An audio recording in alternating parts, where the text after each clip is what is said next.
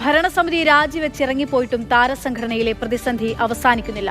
നടി മല്ലിക സുകുമാരൻ അമ്മയിൽ നിന്നും ആശ അരവിന്ദ് അമ്മയുടെ അഡ്ഹോക് കമ്മിറ്റിയിൽ നിന്നും രാജിവെച്ചു. അൻസിബയ്ക്ക് മുന്നിൽ മുട്ടുകുത്തിയാണ് കഴിഞ്ഞ ഭരണസമിതി രാജിവെച്ചതെന്നും അൻസിബ അമ്മയുടെ നേതൃത്വത്തിലേക്ക് വരണമെന്നും മാലാ പാർവതി പറഞ്ഞു.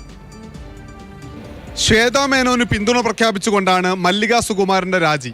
സിനിമാ മേഖലയിലെ സാധ്യതകൾ പരിഗണിക്കാതെ വ്യക്തികൾ തമ്മിലുള്ള പ്രശ്നം ചർച്ച ചെയ്യലാണ് സംഘടനയിൽ നടക്കുന്നത് എന്ന് മല്ലിക സുകുമാരൻ.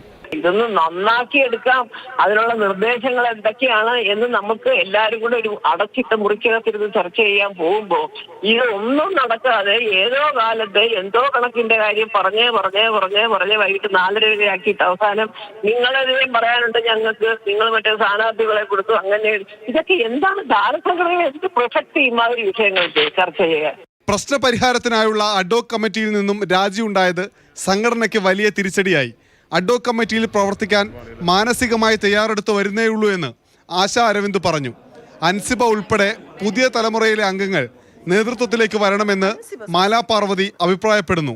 അൻസിബ ഒരുപാട് കാര്യങ്ങൾ നമ്മളോട് മുന്നേ സംസാരിച്ചത് തെളിവടക്കം നമ്മളോട് പറയാത്തതുമായ പല കാര്യങ്ങളും ഒരു 10-22 മിനിറ്റ് കൊണ്ട് കൃത്യമായി ആ കുട്ടി സംസാരിച്ചു.